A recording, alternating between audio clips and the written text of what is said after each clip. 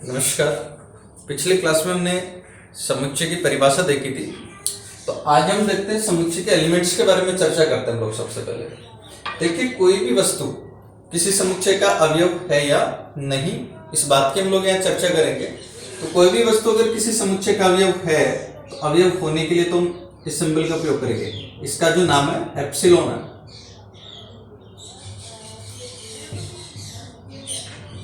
Epsilon, ठीक है। और इसको प्रयोग करते हैं किसके लिए? अवयव है, ठीक है। और इसको हम पढ़ते हैं बिलोंग्स टू। क्या पढ़ते हैं भाई? Belongs to.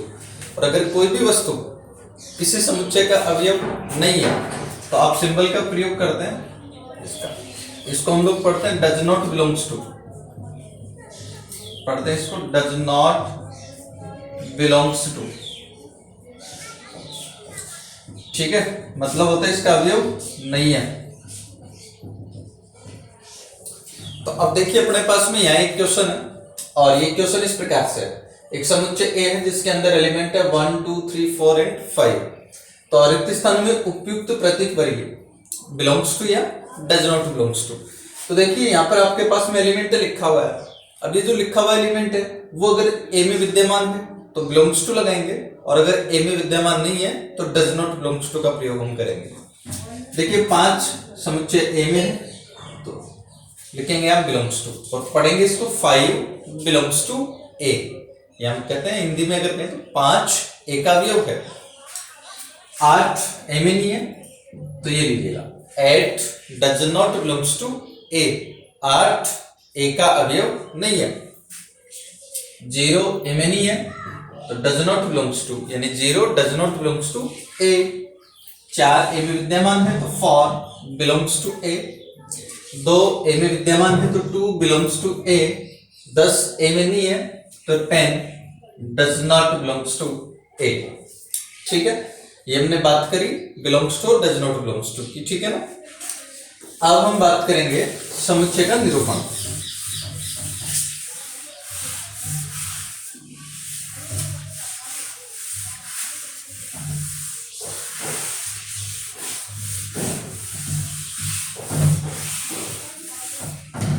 ठीक है, देखते हैं हम लोग समुच्चय निरूपण। Representation of sets.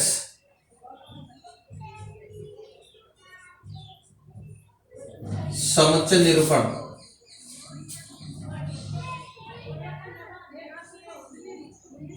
Representation of sets,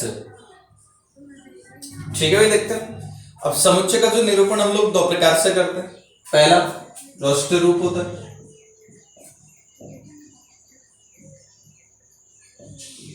या रोस्टर रूप को हम लोग सारणीबद्ध रूप भी कहते हैं।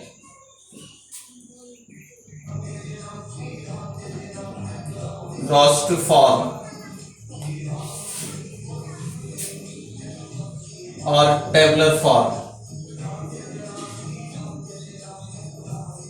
ठीक है ना। इसमें क्या करते हैं हम लोग, कोई भी जो समुच्चय होता है उसके अंदर जितने भी एलिमेंट है उन सभी अवयवों को लिखते हैं और मजरे कोष्ठक में बंद कर देते हैं। जैसे एग्जाम्पल के लिए मैं कहूं, अंग्रेजी वर्णमाला के स्वरों का समुच्चय। अंग्रेजी वर्णमाला के सभी स्वरों का समुच्चय। देखिए, आप जानते हैं अंग्रेजी वर्णमाला के जो स्वर होते हैं, अंग्रेजी वर्णमाला के स्वर हैं ए ई आई ओ यू। मजरे कोष्ठक में बंद कर दीजिए, ये रोस्टर रूप बन गया आपके पास में। दूसरा सेकंड हम कहते हैं नियम रूप। दूसरा होता है नियम रूप, या इसको आप लोग सारणीबद्ध रूप भी कहते हैं। और क्या कह सकते हैं भाई हम लोग इसको? सारणीबद्ध रूप, रूल फॉर्म और टेबुलर फॉर्म। ये सॉरी, सारणीबद्ध नहीं हुई, समुच्चय निर्माण रूप, नियम रूप या समुच्चय निर्माण रूप, ठीक है ना। रूल फॉर्म और सेट बिल्डर फॉर्म। अब देखिए, इसमें क्या करते हैं हम लोग, इसमें वस्तुओं को ना लेकर करके वस्तु से संबंधित जो गुणधर्म होता है उस गुणधर्म का उल्लेख हम लोग करते हैं। कैसे करते हैं देखिए, जैसे यही समुच्चय अपने पास में अंग्रेजी वर्णमाला के सभी स्वरों का समुच्चय, इसको मैं नियम रूप में लिख रहा हूं। देखो नियम रूप में कैसे लिखेंगे इसको, सबसे पहले हम लिखेंगे एक्स, ठीक है। फिर यहां हम एक सिंबल यूज करते हैं इस प्रकार से, या तो इसका यूज करते हैं या फिर इसका यूज करते हैं, कोई सा भी यूज कर सकते हैं दोनों में से। और इसको हम पढ़ते हैं सच दैट। क्या पढ़ेंगे इसको? Such that. मतलब होता है इसका इस प्रकार है, ठीक है ना। हिंदी में क्या मतलब होगा इसका? इस प्रकार का। तो देखिए अब कैसे लिखेंगे, एक्स, अब सच दैट का सिंबल यूज करिए, ये वाला या ये वाला, तो एक्स सच दैट। अब बताओ एक्स क्या है यहाँ पर, नियम क्या है हमें, अंग्रेजी वर्णमाला का स्वर। तो हम लिख देंगे एक्स एक अंग्रेजी वर्णमाला का स्वर है, एक्स एक अंग्रेजी वर्णमाला का स्वर है, ठीक है। ये अपने पास में हो गया नियम रूप, ये समुच्चय निर्माण रूप। अब देखो कुछ एग्जाम्पल करते हैं अपन।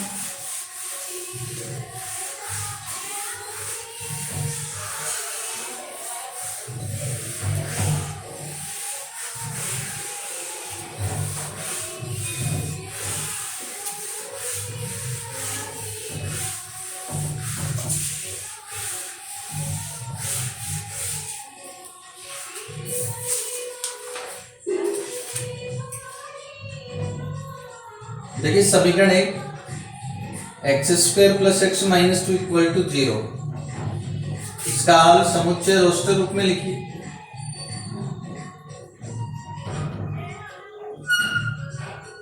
हल समुच्चय रोस्टर रूप में लिखिए।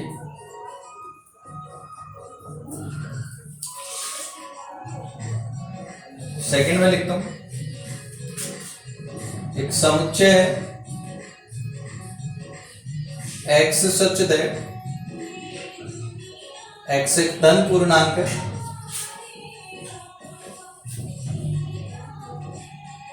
और एक्स स्क्वायर लेस देन 40, इसको रोस्टर रूप में लिखिए।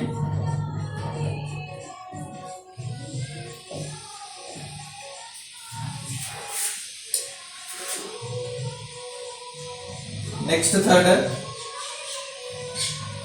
निम्न समुच्चय को रोस्टर रूप में लिखिए।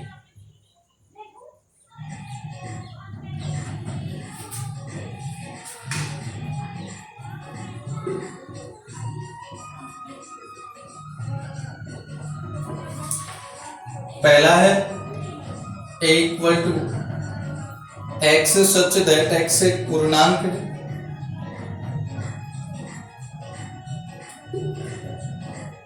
और -3 less than x less than 7।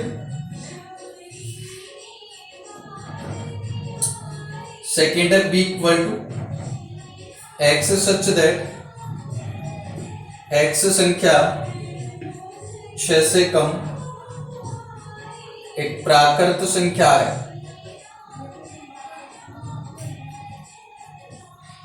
छह से कम एक प्राकृत संख्या है।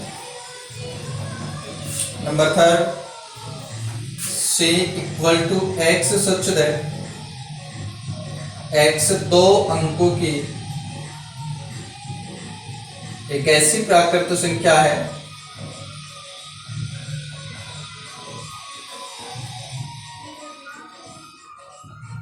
दो अंकों की एक ऐसी प्राकृत संख्या है जिसके अंकों का योगफल 8 है।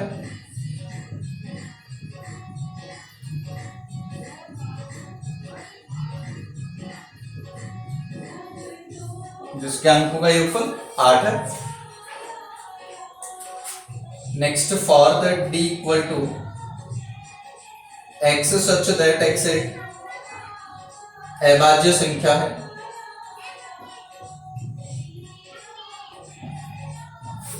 एक्स एक अभाज्य संख्या जो 60 की भाजक है,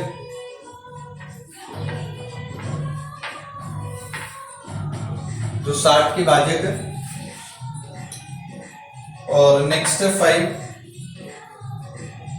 equal to x such that, ये trigonometry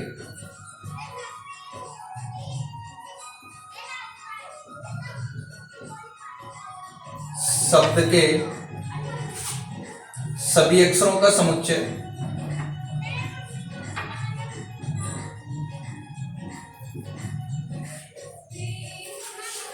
number 6 f equal to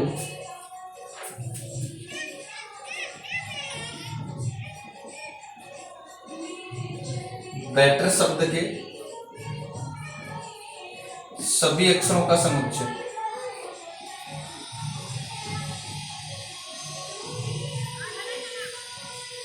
vector शब्द के सभी अक्षरों का समुच्चय। ठीक है भाई, देखते हैं अभी पहला ये जो समीकरण है इसका हल हमें रोस्टर रूप में लिखना है। तो सबसे पहले तो समीकरण का हल ज्ञात ज्ञात करेंगे। तो देखिए समीकरण x square plus x minus 2 equal to 0, इसके गुणनखंड कहता है अगर, तो ये अपने पास में बन जाएगा x माइनस 2 और into x plus 1 equal to 0। ठीक है ना, x प्लस 2 एक्स माइनस 1। ठीक है, ये बनेगा। तो यहां से x का जो सॉल्यूशन है ये आपको मिल जाएगा, एक तो 1 आ जाएगा और एक माइनस 2 आ जाएगा। अब इसका जो हल है वो रोस्टर रूप में लिखना है अपने को। तो रोस्टर रूप में कैसे लिखेंगे, देखिए दो वैल्यू आए आपके पास में, एक तो 1 आया और एक माइनस 2 आया, दोनों को लिखे बदले कोष्टक में बंद कर दीजिए। ये आपके पास में रोस्टर रूप बन गया। दूसरा देखिए x सच दैट है ना, x एक धन पूर्णांक और x स्क्वायर लेस देन 40, इसको हमें रोस्टर रूप में लिखना है। देखिए तो लिखता हूं रोस्टर में, कैसे लिखेंगे आप इसको, बदले कोष्टक में लिखेंगे किसको, धन पूर्णांक x से स्टार्ट होगा ना, 1 2 3 4 5, और x का जो स्क्वायर है वो 40 से छोटा होना चाहिए। तो देखो सबसे पहला सबसे छोटा धन पूर्णांक 1 का स्क्वायर 1 40 से छोटा होता है, तो सबसे पहला धन पूर्णांक 1 आ गया। 2 का स्क्वायर भी 40 से छोटा होता है, 3 का भी 40 से छोटा होता है, 4 5 6 का जो स्क्वायर है ये भी 40 से छोटा होता है। अब जैसे हम चलेंगे 7 का स्क्वायर 49 40 से बड़ा है ना, तो अब हम उसको नहीं लिखेंगे और इससे आगे वाले जो भी पूर्णांक लेंगे उनका सबका स्क्वायर 40 से बड़ा आएगा। तो ये आ गया आपके पास में रोस्टर रूप, 1 2 3 4 5 और 6। इनको रोस्टर रूप में लिखे थे। पहला समुच्चय ए है, इसको मैं लिख रहा हूँ। यहाँ देखिए आपसे क्या है, x एक पूर्णांक है और वो पूर्णांक है -3 से बड़ा लेकिन 7 से छोटा। तो -3 से बड़ा है तो आ जाएगा सबसे पहले -2 -1 0 1 2 3 4 5 और 6, 7 से छोटा तो 6 तक। इसको लिखिए x संख्या 6 से कम एक प्राकृत संख्या है। प्राकृत संख्या आप जानते हैं 1 से स्टार्ट होंगी ना, 1 2 3 4 और 5, 6 से कम मतलब 5 तक। x 2 अंकों की ऐसी प्राकृत संख्या जिसके अंकों का योगफल 8 है। 2 अंकों की संख्या बताओ जिसके अंकों का योगफल 8 हो। तो सबसे पहले आ जाएगा 17, ठीक है। इसके बाद में आ जाएगा 26, 26 के बाद में आ जाएगा 35, 35 के बाद में आ जाएगा 44 और 44 के बाद में आएगा 53, 53 के बाद में आ जाएगा 62, 71 एंड 80, ठीक है। नेक्स्ट है x एक अभाज्य संख्या जो 60 की भाजक है। एक ऐसी अभाज्य संख्या देखनी है हमें जो 60 की भाजक हो। 60 की भाजक मतलब जो 60 को डिवाइड करती हो। तो सबसे पहले एक नहीं, क्योंकि एक ना तो भाज्य और ना ही अभाज्य। इसके बाद में 2 का भाग जाता है ना 60 में, और 2 अभाज्य संख्या। 60 में 3 का भी भाग जाता है। इसके बाद में अभाज्य संख्या आती है 5 और 60 को डिवाइड करती है, ठीक है। और क्या आ जाएगा 5 के बाद में, और कोई भी ऐसी अभाज्य संख्या नहीं होगी आपके पास में जो इसको डिवाइड करती है, ठीक है। तो बस ये आ गई। नेक्स्ट है ट्रिगोनोमेट्री शब्द के सभी अक्षरों का समुच्चय। तो देखो ट्रिगोनोमेट्री में जो भी अक्षर है सबको लिख देना है आपको। सबसे पहले आ गया टी, और एक चीज का ध्यान रखना, किसी भी अक्षर को एक से ज्यादा बार नहीं लिखना है। तो सबसे पहले आ गया टी, फिर आ गया are I ji O N O को हम लिख चुके हैं, एम ई और टे को हम लिख चुके हैं, आर भी हम लिख चुके हैं और वाई, ये समुच्चय बन गया। इसको देखते हैं, बेटर शब्द के सभी अक्षरों का समुच्चय। तो लिख दीजिए सारे अक्षर। सबसे पहले आ गया बी, फिर आ गया ई के बाद में टी को हम लिख चुके हैं, ए भी हमने लिख दिया, आर, ये आ गया बेटर शब्द के सभी अक्षरों का समुच्चय। तो इस प्रकार से हम कोई भी समुच्चय अगर आपको नियम रूप में दिया हुआ तो हम उसको रोस्टर रूप में लिख सकते हैं। कल देखेंगे हम लोग नियम रूप रोस्टर रूप से नियम रूप में लिखना। धन्यवाद।